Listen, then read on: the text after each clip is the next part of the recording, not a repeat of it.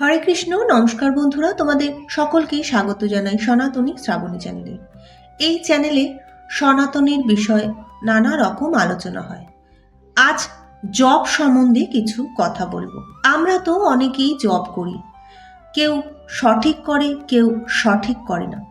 যারা সঠিক করতে পারছে না তারা এই ভিডিওটির মাধ্যমে নিশ্চয়ই উপকৃত হবে। তাই তোমাদের স্কিপ না করে পুরো ভিডিওটি দেখার অনুরোধ করছি। তাহলে বেশি কথা না বলে চলো ভিডিওটি শুরু করা যাক। কৃষ্ণ নাম মহামন্ত্রের এই তো স্বভাব, যেই জপে তার কৃষ্ণের উপজয়ে ভাব।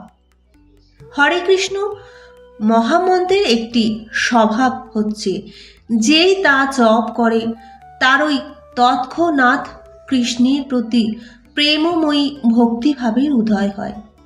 এটি চৈতন্য চরিতামৃতে আদি লীলায় বলা হয়েছে। ভক্তরা প্রত্যেক নিষ্ঠাবান কৃষ্ণ ভক্তের হরে কৃষ্ণ মহামন্ত্র জপ করা একান্ত আবশ্যক। এমনকি আমরা যদি অন্যান্য কর্তব্যকর্মেও খুব ব্যস্ত থাকি, তাহলেও আমরা হরে কৃষ্ণ মহামন্ত্রের জপের জন্য প্রতিদিন কিছুটা সময় নির্দিষ্ট রাখতেই পারি। জপমালাতে জপ করা সবচেয়ে ভালো, কেননা তাতে সংখ্যা রাখা খুব সহজ। বর্তমান যুগের শক্তিধর দিব্যনাম প্রচারক ইস্কনের প্রতিষ্ঠাতা আচার্য কৃষ্ণ কৃপাশ্রী মূর্তি এসি ভক্তি বেদান্ত স্বামী প্রভুপাদ দীক্ষিত ভক্তদের অন্তত 16 মালা জপ করার বিধান দিয়েছেন। নবীন কৃষ্ণ ভক্তদের প্রতিদিন 16 মালা জপ প্রথমে হয়তো তাদের কঠিন একটু লাগতে পারে, তবে তারা যদি প্রতিদিন আরও কম সংখ্যায় জপ শুরু করতে পারেন, যেমন 8, 4, 2 অন্ততপক্ষে একটি মালাও সাধ্য অনুসারে করেন, তারপর ভালোভাবে যখন তারা অভ্যস্ত হয়ে যাবে, সাথে সাথে জপ সংখ্যা তারা যেন বৃদ্ধি করে, যতদিন না প্রতিদিন 16 মালা সংখ্যায় পৌঁছানো যায়। অবশ্যই জপ করার সময় কেবল নির্দিষ্ট একটি সংখ্যা পূরণ মাত্র নয়, সঠিক নিয়মে জপ দ্রুত আধ্যাত্মিক উন্নতির সহায়তা করে। জপ করতে হয় স্পষ্টভাবে, অনুরাগ সহকারে, আর কৃষ্ণের নিকট প্রার্থনা করতে করতে।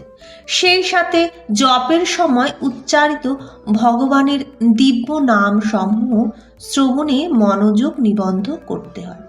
তুলসী কাঠ দিয়ে জপমালা সবচেয়ে ভালো। আবার নিম কাঠ, বেল কাঠ বা পদ্মবীজের জপমালাও খুব জনপ্রিয়।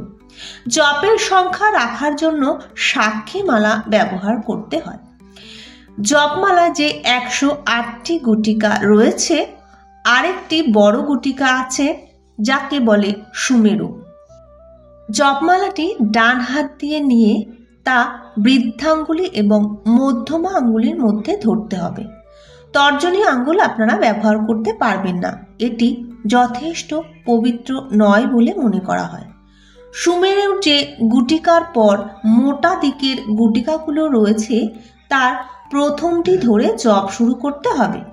জপ শুরু করার আগে পঞ্চতত্ত্ব মন্ত্র জপ করে নিতে হবে। জয় শ্রীকৃষ্ণ চৈতন্য প্রভু নিত্যানন্দ, শ্রী অদ্বৈত গদাধর শ্রীবাসাদি গৌর ভক্তবৃন্দ। ভগবানের দিব্য কীর্তনের অপরাধ হতে পারে, সেই অপরাধগুলো 10 প্রকার। ভক্তির রসামৃত সিন্ধুর 8ম অধ্যায়ে তা বর্ণিত রয়েছে। ভগবান শ্রী চৈতন্যদেব ও তার ভক্ত পার্ষদদের নাম উচ্চারণ আমাদের নাম অপরাধ থেকে মুক্ত করে। এই রকম প্রথম গুটিকা ধরে মহামন্ত্র জপ করতে হবে।